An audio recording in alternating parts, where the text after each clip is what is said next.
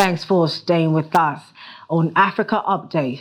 Now, this week, we're going to be looking at a few things that's taking place and happening on the African continent. And we're going to start with a very important issue, which is the issue of the climate change, looking at Kenya precisely.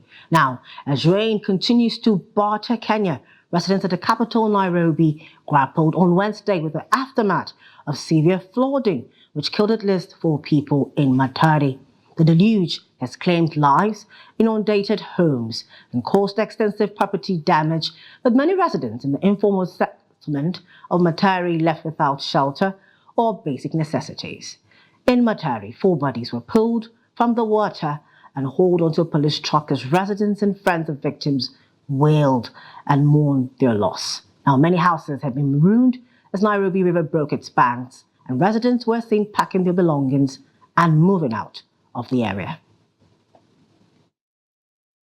As rain continues to batter Kenya, residents in the capital Nairobi grappled on Wednesday with the aftermath of the flooding.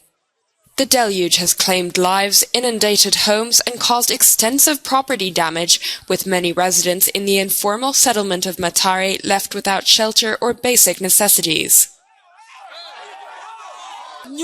Houses have been swept away and people have died. Up to now, they have pulled about 6 people out of the water. The government should come and help us.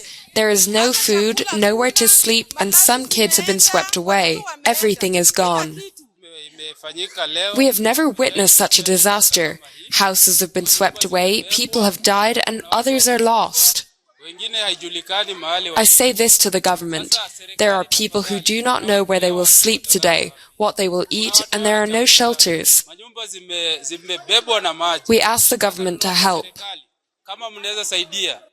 35 people have been killed in Kenya by the floods, which have wreaked havoc in many parts of East Africa since mid-March. Now, government officials in Washington met with about a dozen family members of people killed when a Boeing 737 MAX crashed in Ethiopia in 2019. The families want the Justice Department to revive a criminal charge against the company. The accident halted the progress that Boeing seemed to be making while recovering from the 2 deadly crashes of MAX jets in 2018 and 2019. Those crashes in Indonesia and Ethiopia killed 346 people. About a dozen family members of people killed when a Boeing 737 MAX crashed in Ethiopia in 2019 have met with American government officials in Washington. After the meeting, family members and their lawyer held a press conference where they voiced their disappointment with the Department of Justice, whom they want to revive a criminal charge against Boeing. It appears to us that the Justice Department is continuing to give a wealthy, powerful, well-connected corporation benefits that any other defendant in the criminal justice system would never get. If the Justice Department moves to dismiss the charges against Boeing this summer, we will fight them at every opportunity. We've been trying to understand the decision-making, the exchange of information between the Department of Justice and Boeing that led them to make that sweetheart deal with Boeing. And we've been calling for this DPA to be reopened so that we can have a fact-finding process, make sure that the Boeing principals are criminally prosecuted. Boeing seemed to be recovering from 2 deadly crashes of MAX jets in 2018 and 2019 until a January 5 door plug blowout on the Alaska Airlines jetliner. I would say to the flying public, hold them to account, because they're not holding Boeing to account and they're not holding themselves to account. And if we fail to do so, we're literally risking and putting our lives in the hands of people that don't mind playing a roulette game or, risking our lives. The company has been reaching confidential settlements with the families of passengers who died, but the families hoped the government would reconsider prosecuting Boeing after the January 5 incident.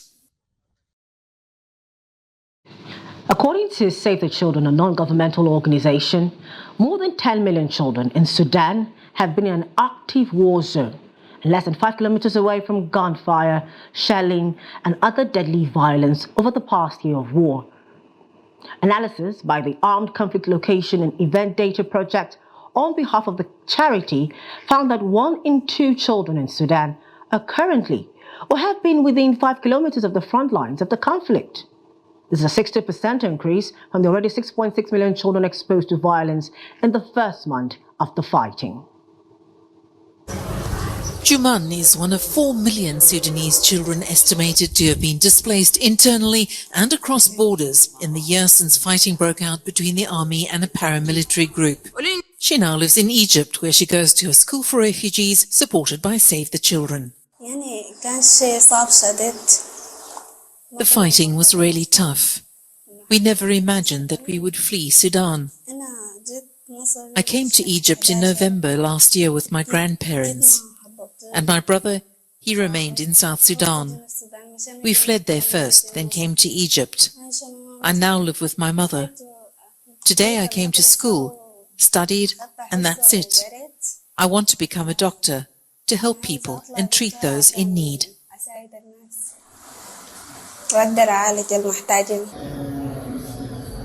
Although she has fun studying and playing football with her friend, she remembers the good times back at home in Sudan with her family.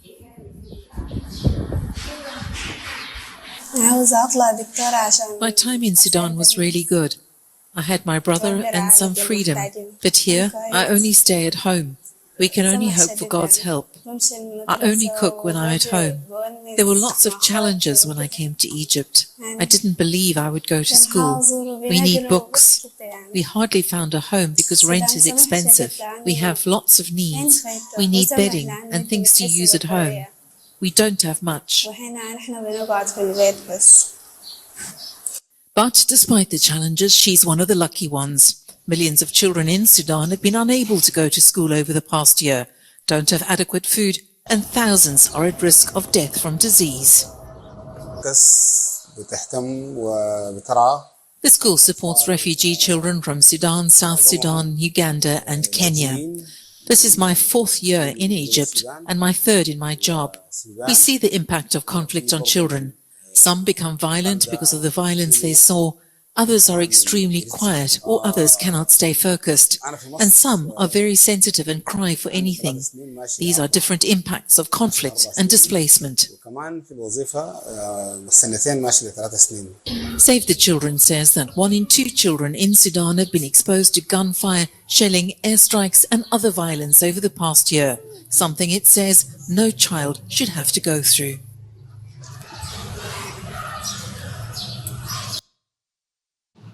One of the downsides, one of the many downsides of war. Now let's go to STEM-related issues. In Eswatini, only 46% of girls complete secondary education, according to UNICEF, with pregnancy and poverty being major contributing factors.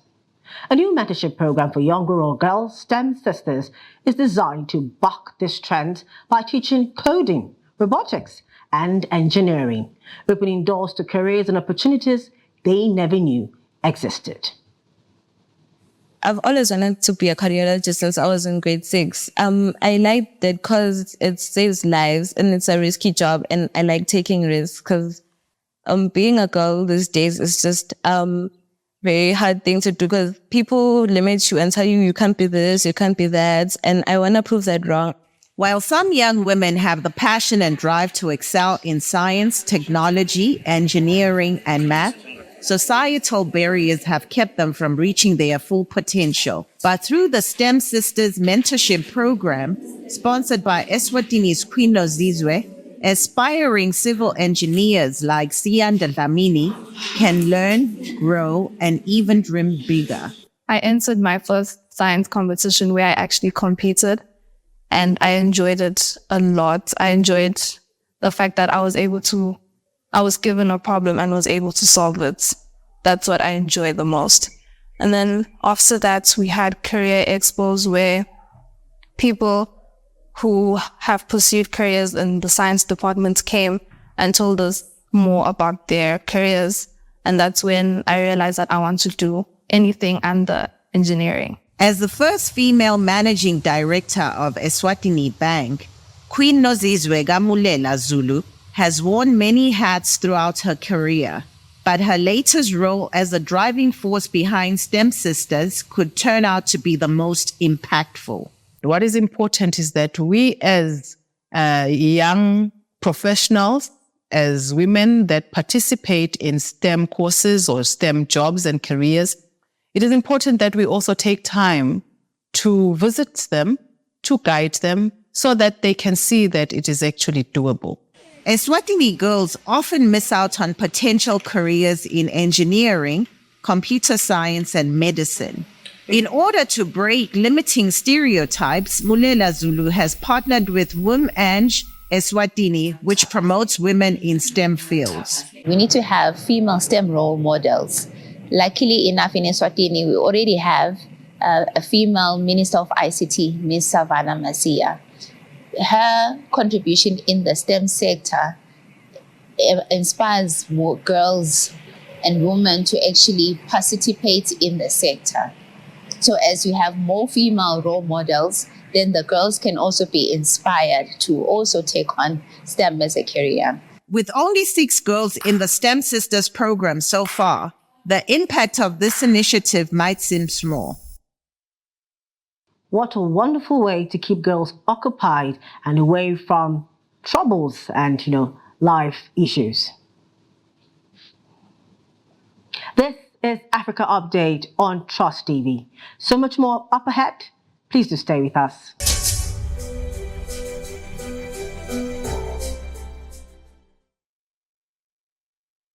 Welcome back. This is still Africa Update on Trust Television. Now, let's go for more stories. In Kenya, at this ward in the Nightingale Hospital in Kisumu, malaria patients are bedridden. Access to treatment remains a challenge, with public hospitals often grappling with medication shortages